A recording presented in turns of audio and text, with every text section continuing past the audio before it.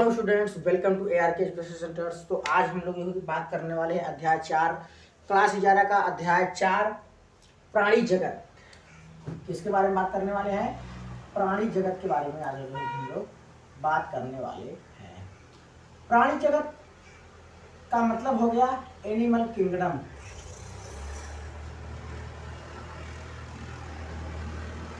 Animal kingdom के बारे में आज हम लोग जो है कि पढ़ने वाले हैं।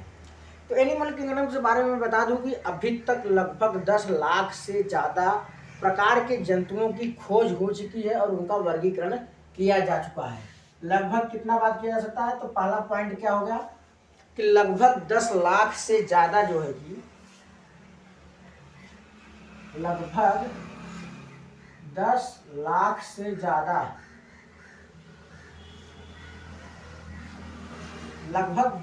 से ज़्यादा जो है कि प्राणियों या जंतुओं की खोज हो चुकी है। किसकी खोज हो चुकी है? प्राणियों की खोज। ठीक। दूसरा पॉइंट इसमें क्या होता है कि प्राणी जगत को जॉर्ज क्लेवियर ने 21 संघों में बांटा था। प्राणी जगत को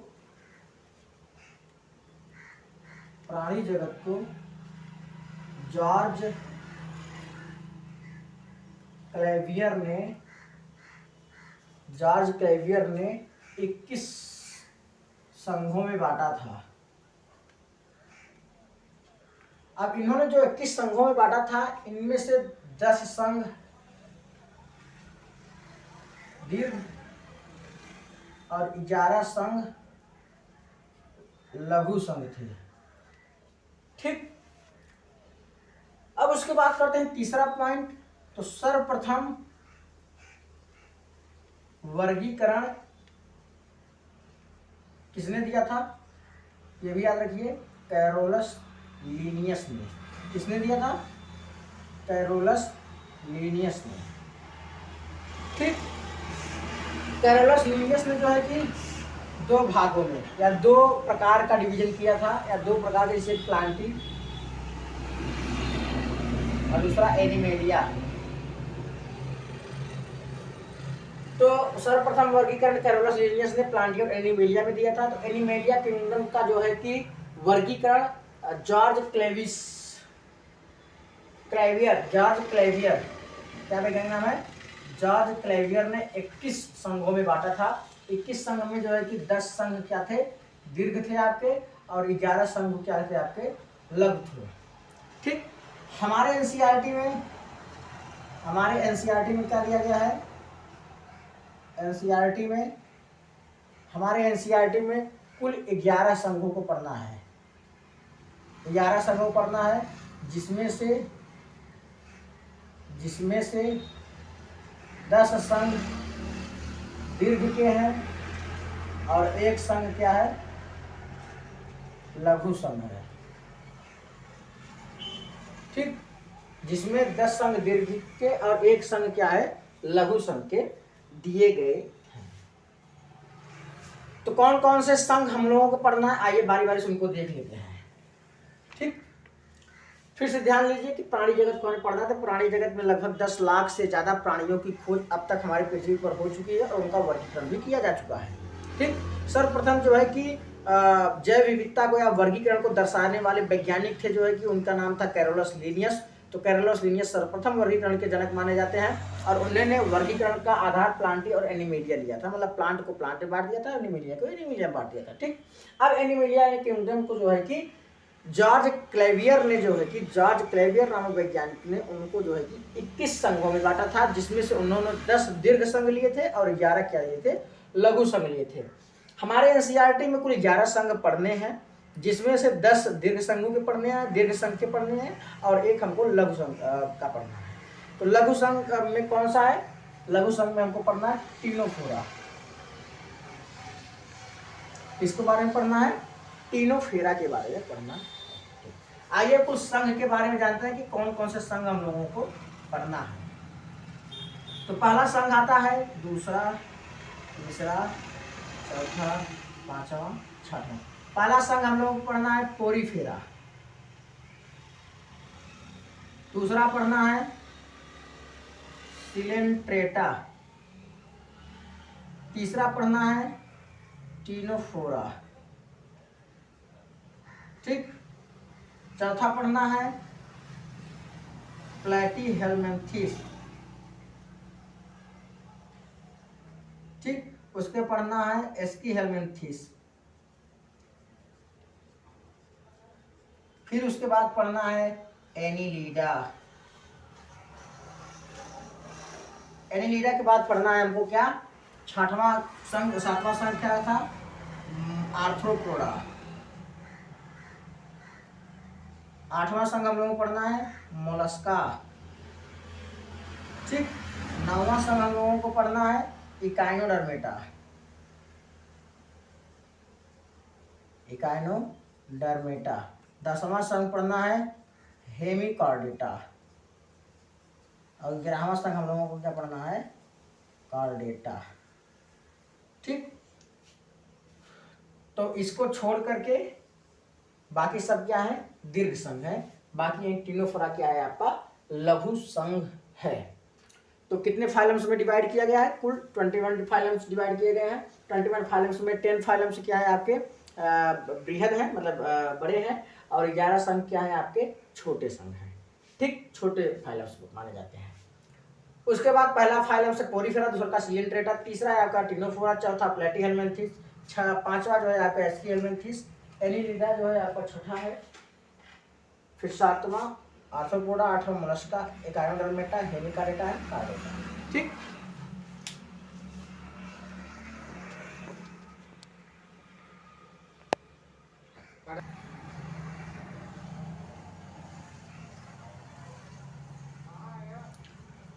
तो हम लोगों ने क्या पढ़ चुका है, प्राणी जगत के थोड़े से डिटेल्स, जिसमें से लिखा गया है कि 10 लाख से ज़्यादा प्राणियों की खोज हो चुकी है। इनका वर्गीकरण जो है कि जॉर्ज क्लेवियर ने किया था। किसको, एनिमल किंगडम का वर्गीकरण किसने किया था, जॉर्ज क्लेवियर ने किया था। 21 संघों में किया था। 21 संघों में से उसके बाद उन्होंने 10 संघ बताए थे बड़े हैं, और 11 संघ उन्होंने बताए थे लघु हैं। सर्वप्रथम वर्गीकरण जो है कि कार्लोस लिनियस ने किया था। प्लांटी जगत और एनिमलिया किंगडम में इन्होंने किया था। एनसीईआरटी में हमको 11 संघ पढ़ने हैं, जिसमें से 10 संघ दीर्घ के पढ़ने हैं, और एक संघ जो है कि लघु संघ पढ़ने, जो कि टीनोफोरा का आता है। तो हम लोगों का जो संघ है, कौन कौन से संघ पढ़ना है ये लिख दिया हमने। पोरीफेरा पढ़ना, Coelenterata, Ctenophora, Platyhelminthes, Aschelminthes, Annelida, Arthropoda, Mollusca, Echinodermata, Hemichordata और कॉर्डेटा के बारे में पढ़ना है।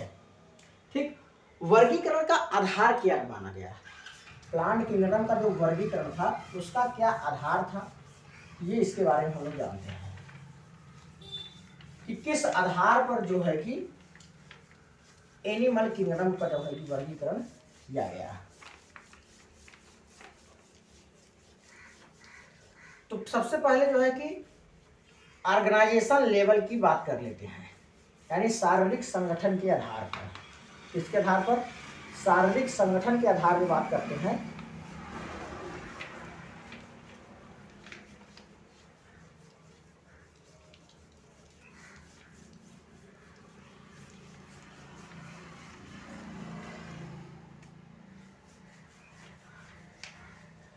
इसकी बात करते हैं शारीरिक, मतलब शारीरिक संगठन के आधार पर जो है कि जीवों का वर्गीकरण, प्राणियों का या जंतुओं का वर्गीकरण किया गया। प्रसंचरण तंत्र के आधार पर, उसके सिलोम्स के आधार पर, और त्रिकोरिक के आधार पर, या फिर कोरिक के आधार पर जो है कि उनको बांटा गया। तो आइए सबसे पहले देखते हैं कि कौन सा पहला आधार है। तो आधार, वर्गीकरण का आधार यहाँ लिख देते हैं, जंतुओं के वर्गीकरण का आधार।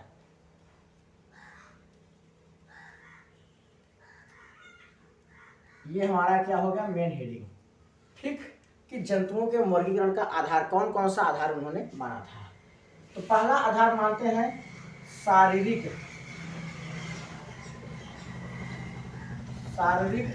स्तर पर। आधार क्या है, शारीरिक स्तर पर, लेवल ऑफ ऑर्गेनाइजेशन, शारीरिक स्तर पर या संगठन के स्तर पर। ओहो सॉरी, शारीरिक स्तर पर नहीं, संगठन के स्तर पर, यानी बनावट के स्तर पर। ठीक, संगठन स्तर पर। संगठन स्तर की बात करते हैं तो पहला में आते हैं जैसे कि कोशिका, जैसे कि किस प्रकार से बनावट होगी, जैसे कोशिका लेवल की हो गई, फिर कोशिका मिलकर करके जो है कि टिश्यू का निर्माण करते हैं। कौन कौन से? सेल से कौन से हो गया? टिश्यू से बाहर हो गया ऑर्गन, ठीक। फिर ऑर्गन सिस्टम, ठीक। अंग तंत्र लेवल के हो गए। फिर एक जो है कि जीव का निर्माण हो गया, फिर एक प्रकार से ऑर्गेनिज्म का निर्माण हो गया। तो इस प्रकार से शारीरिक संगठन चलती है। तो सेल लेवल के जो संगठन है, तो यहाँ पर मैं कर लिखता हूँ A B C D। तो पहला क्या है? कोशिका लेवल पे, कोशिका स्तर पर संगठन, कोशिका। फिर बाद ऊतक स्तर पर संगठन,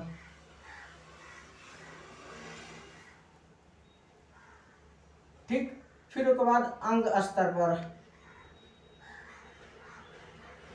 फिर उसके बाद अंग तंत्र स्तर पर,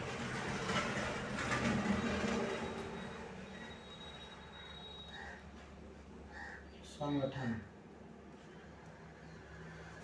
कोशिका स्तर पर कौन से संघ आते हैं? पोरीफेरा।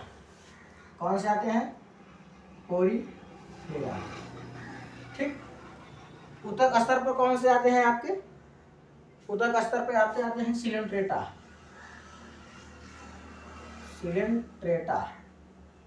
ठीक। सिलेंट्रेटा और कौन आते हैं? टिनोफोरा,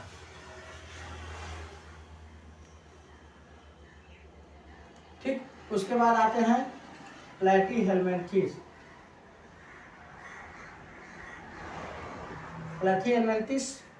ठीक। प्लैटीहेलमिन्थेस में क्या होता है? अंग स्तर पर पाया जाता है। अंग तंत्र स्तर कहाँ से स्टार्ट होता है? एस्कीहेलमिन्थेस से,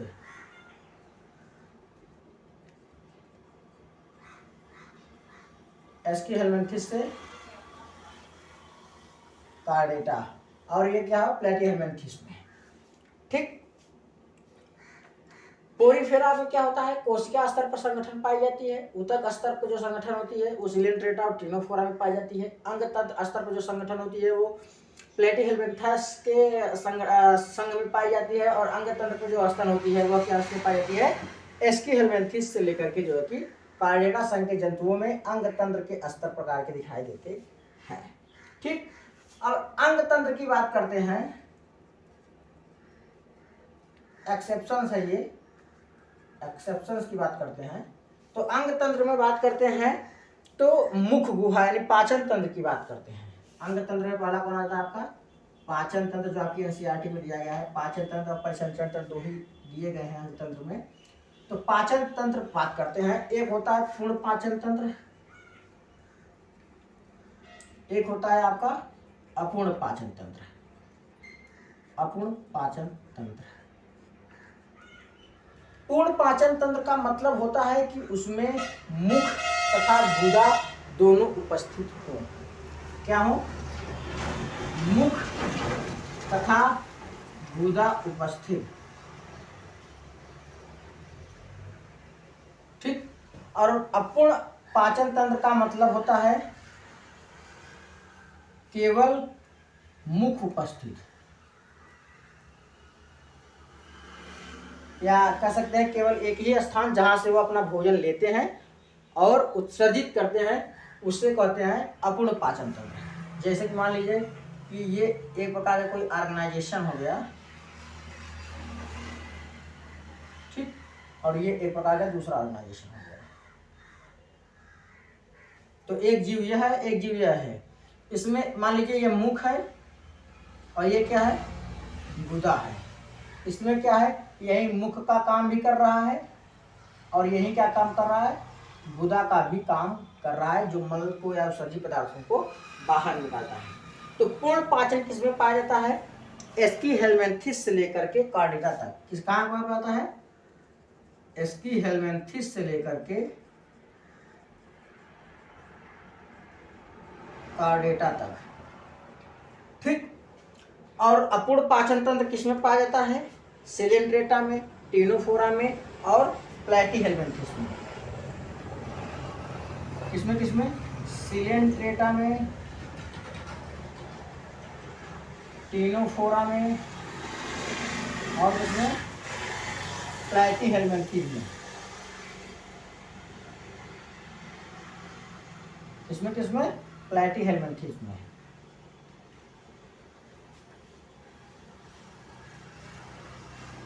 अब बात करते हैं परिसंचरण तंत्र की। हम लोगों को पढ़ा है पाचन तंत्र, अब हम लोगों को पढ़ना है परिसंचरण तंत्र। तो परिसंचरण दो प्रकार का होता है, एक बंद प्रकार का, एक खुले प्रकार का। एक बंद प्रकार का परिसंचरण तंत्र, एक क्या है, खुले प्रकार का परिसंचरण तंत्र। ठीक, तो खुले प्रकार का जो परिसंचरण तंत्र होता है किसमें पाया जाता है, आर्थ्रोपोडा में और किसमें, मोलस्का में। किसमें किसमें, आर्थ्रोपोडा में और किसे पाया जाता है, मोलस्का में। आर्थ्रोपोडा और मोलस्का में क्या होता है, खुले प्रकार का परिसंचरण तंत्र पाया जाता है। बंद प्रकार का परिसंचरण तंत्र हमें किसमें पाया जाता है, कार्डेटा संघ में। किसमें पाया जाता है, केवल कार्डेटा संघ में। ठीक, तो याद रखिएगा कि परिसंचरण तंत्र जो दो प्रकार का होता है, एक खुला प्रकार का परिसंचरण तंत्र और एक बंद प्रकार का परिसंचरण तंत्र। तो खुले प्रकार का परिसंचरण तंत्र जो आर्थ्रोपोडा मोलस्का में पाया जाता है, और बंद प्रकार का परिसंचरण तंत्र केवल और केवल आपके कार्डेटा संघ में पाई जाती है। अब जो है हम लोग बात करते हैं दूसरा स्तर या दूसरा आधार। पहला आधार उन्होंने लिया था जो है कि संगठन का स्तर लिया था, दूसरा उन्होंने आधार कौन सा लिया भैया, सिमेट्री या समिति का आधार। कौन सा, उन्होंने पहला लिया था संगठन स्तर, और दूसरा हम लोग क्या लेने वाले हैं, समिति का स्तर। किसके बारे में ले रहे हैं, समिति के आधार पर, कि समिति के आधार पर कौन कौन से जीवों को बांटा गया है।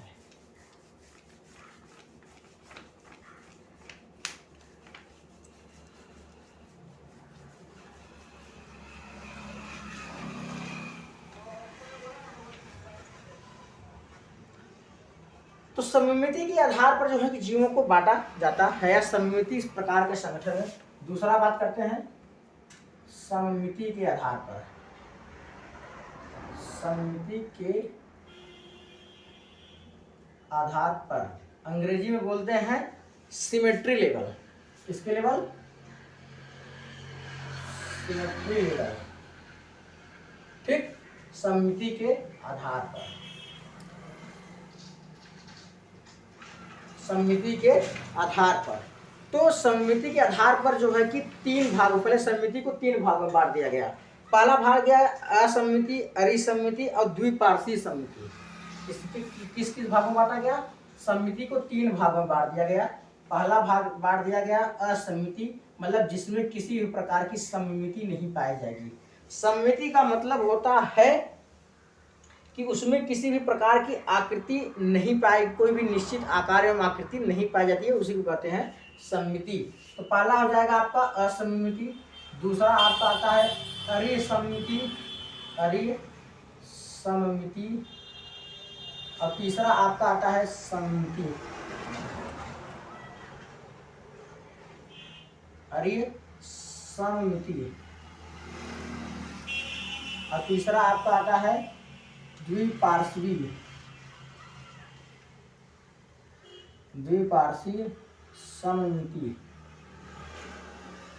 ठीक, तो पहला अरिसमिति, दूसरा असमिति और तीसरा आपका द्विपार्श्वीय समिति की बात करते हैं।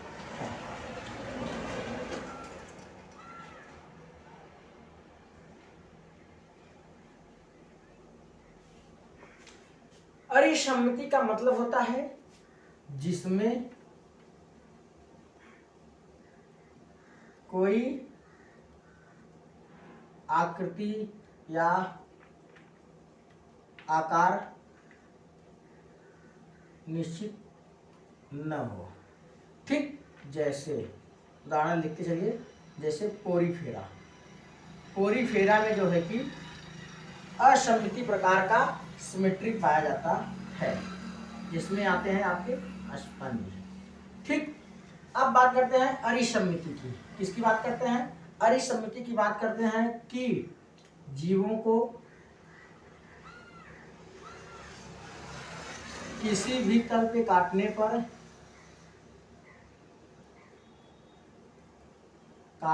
पर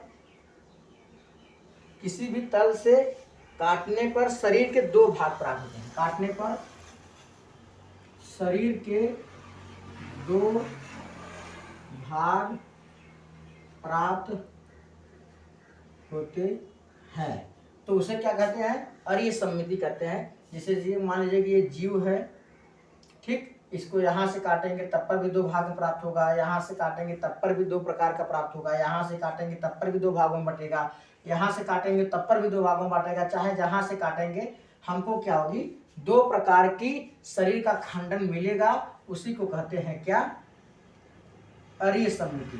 क्या बोला जाता है? अरीय सममिति। जैसे अरीय सममिति किसमें किसमें पाई जाती है? सिलेंट्रेटा में, टिनोफोरा में और प्लैटीहेलमिन्थिस में। किसमें सॉरी प्लैटीहेलमिन्थिस में नहीं, इकोनोडर्मेटा में पाई जाती है। अरीय सममिति किसमें किसमें पाई जाती है?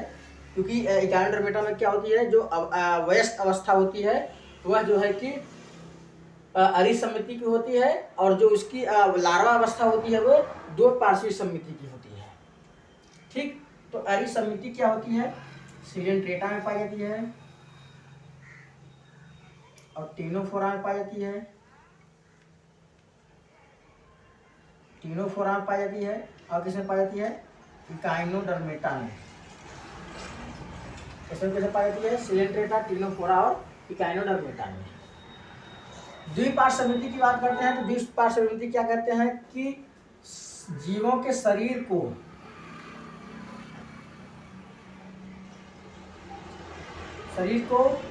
केवल एक ही तल पर काटने पर, एक ही तल से काटा जा सकता है, एक ही तल से काटा जा सकता है और दो भाग प्राप्त होते हैं। कौन होते हैं? दो भाग प्राप्त होते हैं। ठीक, तो ऐसे जीवों को क्या कहते हैं? द्विपार्श्व सममिति वाले जीव कहते हैं, जिनके शरीर को केवल एक ही तल पे काटने पर उनका जो है कि केवल एक ही तल से वो काटे जा सकते हैं, और एक ही तल पे काटने पर उसके क्या होते हैं? दो भाग प्राप्त होते हैं।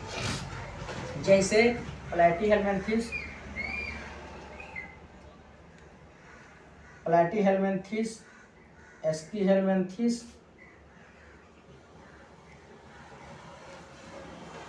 जैसे में कौन सा हो गया? प्लैटीहेलमिन्थिस। दूसरा का क्या हो गया? एस्कीहेलमिन्थिस। एस्कीहेलमिन्थिस से कहाँ तक? कॉर्डेटा तक। ठीक, तो प्लैटीहेलमिन्थिस, एस्कीहेलमिन्थिस एंड कॉर्डेटा तक जो है कि एस्कीहेलमिन्थिस से कॉर्डेटा तक जो जंतुओं में द्विपार्श्वीय सममिति पाई जाती है, इकोनोडर्मेटा को भी छोड़ करके। ठीक, एस्कीहेलमिन्थिस से कॉर्डेटा में जो इकोनोडर्मेटा आती है उसको छोड़ करके बाकी जितने भी संघ आते हैं उसमें क्या होती है? आपके द्विपार्श्वीय सममिति पाई जाती है। अरीय सममिति किसमें पाई जाती है? सिलेंट्रेटा में, टिनोफोरा में और इकोनोडर्मेटा में। यहाँ लिख देते हैं एक्सेप्ट इकोनोडर्मेटा।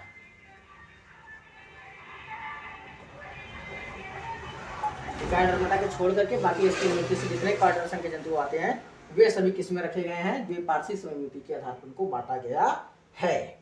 अब हम लोग बात करते हैं किसके आधार पे? द्विकोरिक या त्रिकोरिक के आधार पर, या डिप्लोब्लास्टिक और ट्रिप्लोब्लास्टिक के आधार पर जंतुओं को कैसे बांटा गया है। ठीक, तो तीसरा आधार क्या हो गया? डिप्लोब्लास्टिक एंड ट्रिप्लोब्लास्टिक, या द्विकोरिक और त्रिकोरिक के आधार पर। द्विकोरिक और त्रिकोरिक के आधार पर जंतुओं को कैसे बांटा गया है, आइए उसको भी देख लेते हैं।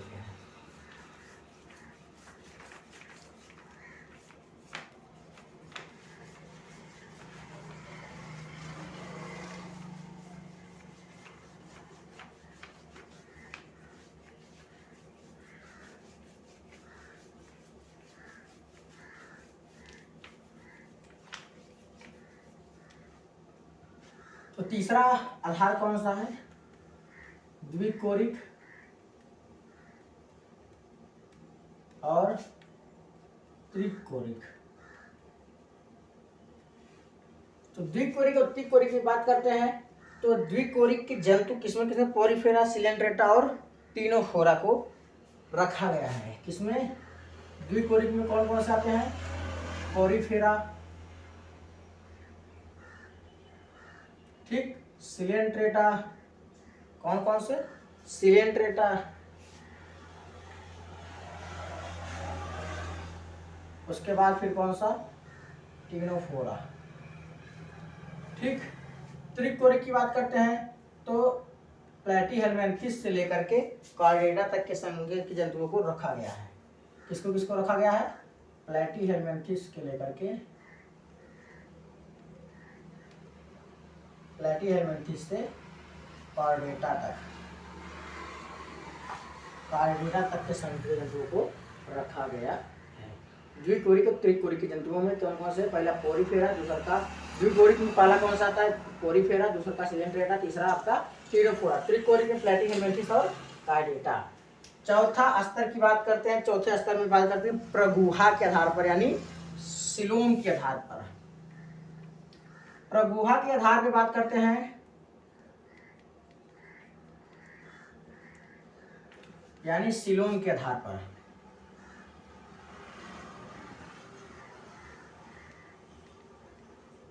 तो प्रगुहा के आधार पर बात करते हैं तो यानी सिलोम के आधार की बात करते हैं तो सिलोम्स क्या होते हैं? जो हमारी मीजोडर्म्स होती है, अंग कौन सा बनाती है हम लोगों का, या टिश्यू या अंग, तो जो होती है एंडोडर्म, मीजोडर्म और एक्टोडर्म, आपने नाम सुना होगा। तो इन्हीं तीनों जर्म लेयर से जो है कि हमारे शरीर का निर्माण होता है। इन्हीं लेयरों से हमारे शरीर का निर्माण होता है। हमारे शरीर के अंग का निर्माण होता है, अंग तंत्र का निर्माण होता है, टिश्यू का निर्माण होता है, या कोई भी प्रकार की टिश्यू या सेल्स हो, सब इन्हीं के द्वारा जो है निर्माण होती हैं। तो मीजोडर्म के द्वारा या विघटन से है कि हमारे सिलोम्स का निर्माण होता है। तो किसका होता है? तो प्रगुहा का निर्माण, प्रगुहा का निर्माण जो होता है,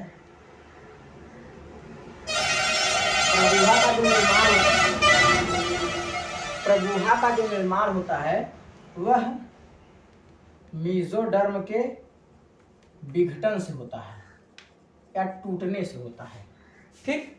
मीजोडर्म का निर्माण, प्रगुहा का निर्माण जो है कि मीजोडर्म के विघटन से होता है, ठीक। तो बात करते हैं प्रगुहा। एक होती है अप्रगुहा, दूसरा होता है जो है कूट गुहा, और तीसरा होता है आपका वास्तविक प्रगुहा। तो क्या कहते हैं? पहला अगुहिका की बात करते हैं। तो प्रगुहा को 3 भागों में बांटा गया है। पहला भाग है आपका अगुहिका, दूसरा है आपका कूट गुहिका, और चौथा है आपका कौन सा? वास्तविक प्रगुहा या प्रगुहा,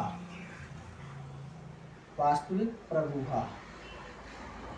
देखिए, इतने अलग प्रकार से कोई भी टीचर्स या कहीं पर आप टीचर्स की बात नहीं कर रहे हैं, इतने अलग तरीके से जो है कि आपको कहीं अदर प्लेटफॉर्म पर नहीं मिलेगा, जितने तरीके से, जितने सटीक तरीके से जो है कि आपको इस प्लेटफॉर्म पर मिल रहा है। तो देखिए भाई, मेहनत को जायज़ न जाने दीजिए, इसलिए चैनल को सब्सक्राइब करें। साथ ही साथ हम लोगों को मोटिवेशन करने के लिए जो है कि हमारे चैनल वीडियो को लाइक भी जरूर करें, साथ ही साथ शेयर कर देंगे तो और बढ़िया रहता है, ठीक।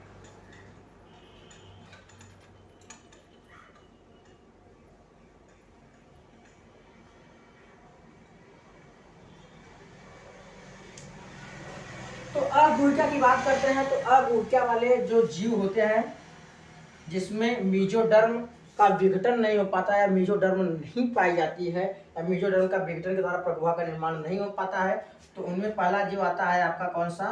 पोरीफेरा, दूसरा आपका आता है सिलेंट्रेटा,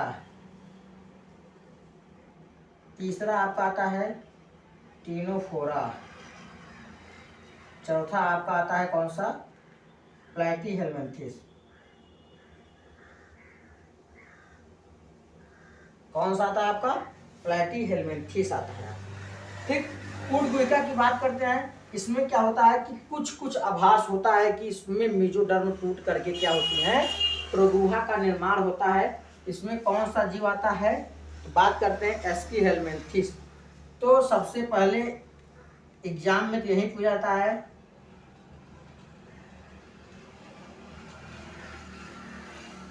एग्जाम्स में यह पूछा जाता है कि एस्की हेलमिंथिस मतलब कूट गुहिका जो है कि या गुहिका किसमें प्रारंभ हुआ था निर्माण होना। तो याद रखिएगा जो है कि एस्की हेलमिंथिस या इसी को बोलते हैं क्या, निमेटोडा। ठीक। वास्तविक प्रगुहा की बात करते हैं। वास्तविक प्रगुहा का मतलब होता है कि इसमें लगता है, सचमुच इसमें होता है कि जो हमारा प्रगुहा होती है वह जो है कि मेजोडर्म टूट करके विखंडित होकर के एक संरचना बनाती है। और यही संरचना क्या होती है, जैसे कि ये मान लीजिए कि जैसे कि ये अभी हम बारी बारी इसका चित्र भी आपको दिखा देते हैं। पहले जान लीजिए वास्तविक प्रगुहा किसमें पाई जाती है। तो पाई जाती है किसमें किसमें, आपका पहला आपका होता है एनीलिडा। ठीक। उसके बाद दूसरा का हो जाएगा एनीलिडा के बाद मोलस्का। तीसरा आपका हो जाएगा आर्थ्रोपोडा। आर्थ्रोपोडा के बाद चौथा आपका हो जाएगा इकाइनोडर्मेटा। इकाइनोडर्मेटा के बाद पांचवा आपका हो जाएगा हेमिकॉर्डेटा। हेमिकॉर्डेटा के बाद छठवां आपका आता है कौन सा, कॉर्डेटा के बारे में। इसके स्ट्रक्चर की बात करते हैं तो इसमें अगुहिकी में किस प्रकार का स्ट्रक्चर पाया जाता है, पहले ये देख लेते हैं कि अगुहिका में किस प्रकार से मेजोडर्म की लेयर पाई जाती है। तो ये रहा आपका एक्टोडर्म। ठीक। कौन सा है ये, एक्टोडर्म है। फिर इसके अंदर कौन सा है, मेजोडर्म की लेयर है। ये आपकी जो है कि मेजोडर्म की लेयर आती है। Ectoderm, endoderm, endoderm, mesoderm. ठीक। यही मेजोडर्म में क्या होती है, इसकी टूट नहीं पाती है। ठीक। क्या होती है इसकी, यही मेजोडर्म क्या होती है, टूट नहीं पाती है।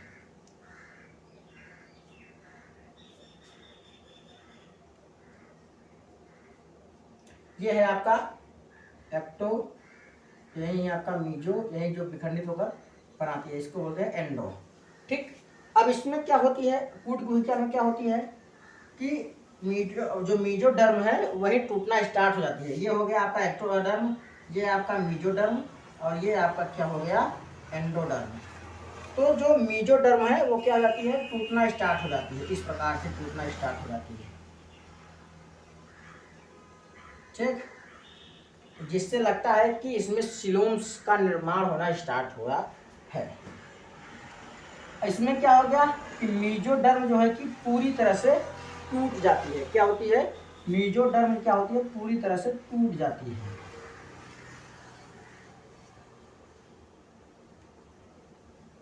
क्या होती है, मेजोडर्म पूरी तरह से टूट जाती है।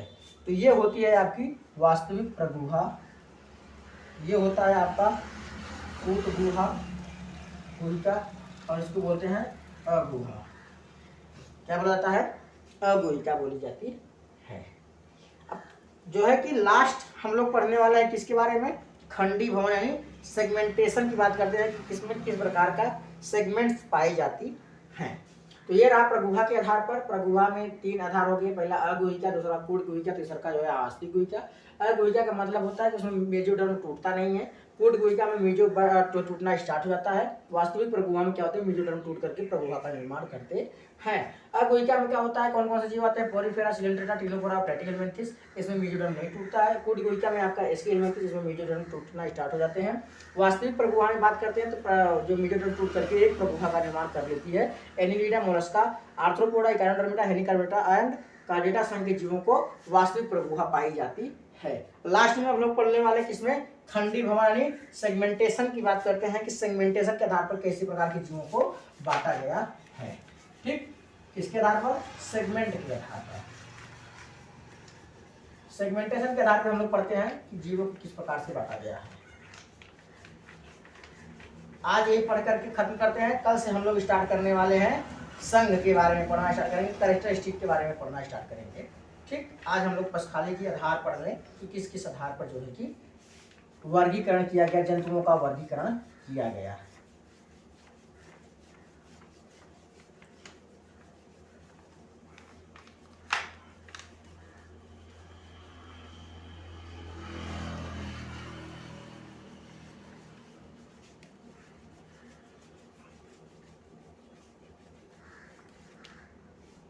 किसके आधार पर बात करते हैं, खंडी भवन। छठवां कौन सा है,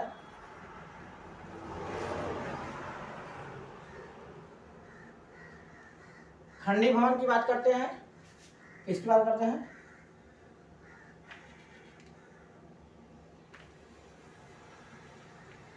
खंडी भवन।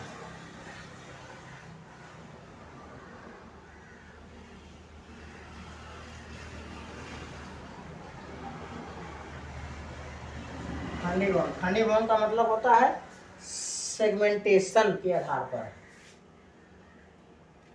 Base of segmentation.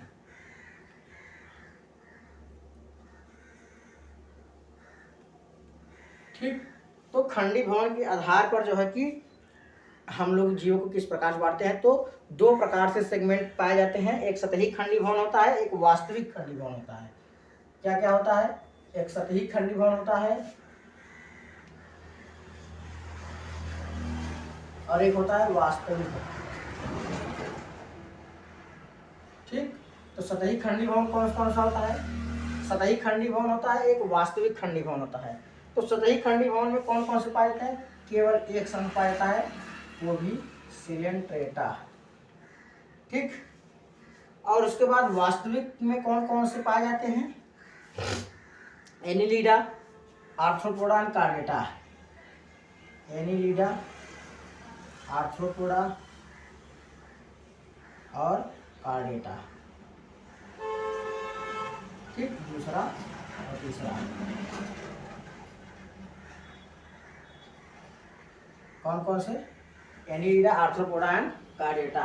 तो सेगमेंट क्या होते हैं? जैसे कि मान लीजिए एक शरीर होती है, उसका शरीर, किसी भी जीव के शरीर का अलग अलग भाग में बंटना सेगमेंट कहलाता है। क्या होता है? शरीर का अलग अलग भागों में बंटना ही क्या कहलाता है? सेगमेंट कहलाता है। जैसे आपने जोंक को देखा होगा या फिर जो है कि केचुए को देखा होगा, तो उसमें अलग अलग प्रकार की जो है कि ये सतही खंडी भवन सेगमेंटेशन आपको दिखाई, सेगमेंट दिखाई देने लगती हैं। तो इसी के आधार पर जो है कि जीवों को जो है बांटना भी एक जो है कि आधार माना गया। तो दो प्रकार की खंडी भवन, एक सतही खंडी भवन, एक वास्तविक। सतही खंडी भवन में आपका सिलेंट्रेटा रखा गया, वास्तविक खंडी भवन में आपके एनिलिडा, आर्थ्रोपोडा और कार्डेटा को रखा गया। लास्ट में जो है कि सातवां के आधार माना गया नोटोकार्ड की उपस्थिति, इसकी पृष्ठ रज्जु की उपस्थिति, पृष्ठ रज्जु की उपस्थिति के आधार पर। तो पृष्ठ रज्जु की यानी नोटोकार्ड की उपस्थिति के आधार पर क्या हो गया? नोटोकार्ड की उपस्थिति के आधार पर जो है कि जीवों को जो बांटना था, तो पृष्ठ रज्जु क्या होते हैं? एक धागे नुमा संरचना होते हैं, ये भी याद रखिए, धागे नुमा संरचना। धागे नुमा जो संरचना होती है पृष्ठ रज्जु, जिसको नोटोकार्ड कहते हैं। ठीक, प्रेजेंटिंग और अप्रेजेंटिंग के आधार पर रखा गया। किसको? उपस्थिति तथा अनुपस्थिति के आधार पर। किसमें नोटोकार्ड पाई जाती है, किसमें नोटोकार्ड नहीं पाई जाती है। ठीक, तो उपस्थिति किसमें पाई जाती है? नॉन कार्डेट में। किसमें पाई जाती है? नॉन कार्डेट में। ठीक, और इस किसमें पाई जाती है? ओ सॉरी, अनुपस्थिति नॉन कार्डेट होती है, उपस्थिति में कार्डेट आते हैं, कार्डेटा संग आते हैं। अनुपस्थिति किसमें आते हैं? नॉन कार्डेट में आते हैं। किसमें यदि उपस्थिति की बात करते हैं कार्डेटा, अनुपस्थिति की बात करते हैं नॉन कार्डेटा की बात करते हैं। ये धागे नुमा जो संरचना होती है, इसको मत समझिएगा कि लचीलापन होता है, यह क्या होता है? कठोर होता है। नोटोकार्ड की उपस्थिति के और अनुपस्थिति के आधार पर जो है कि एक बेस माना गया, एक आधार माना गया जीवों का वर्गीकरण का। तो एक कार्डेटा और एक नॉन कार्डेटा। तो ये रहे जो है कि जीवों के क्या, जीवों के बांटने का, जीवों को वर्गीकरण करने का आधार, जो जॉर्ज क्लेवियर नामक वैज्ञानिक ने 21 संघों में जो जीवों को बांटा है। तो इन्हीं 7 या 8 आधारों को ले करके उन्होंने जो है कि जीवों का या प्राणियों का जो है कि उन्होंने वर्गीकरण किया। कल जो है कि हम लोग सबसे पहले कौन सा संघ पढ़ेंगे? पोरिफेरा, उसके बाद सिलेंट्रेटा। ठीक, कल ये जो है कि हम लोग 2 संघ को कंप्लीट करेंगे। तो आज के लिए बस इतना ही बात करेंगे कि देखिए, चैनल पर नए हैं चैनल को भाई सब्सक्राइब कर दीजिएगा और वीडियो को लाइक जरूर करें, ताकि हम लोगों को मोटिवेशन मिलता रहे, ठीक, ऊर्जा मिलती रहे। साथ ही साथ सेशन को शेयर जरूर करें, ताकि आप लोगों के दोस्त यारों के साथ जो है कि वीडियो पहुंच सके। ठीक, तो आज के लिए बस इतना ही। कल हम लोग पढ़ेंगे किसके बारे में, फाइलम्स के बारे में। ठीक, धन्यवाद।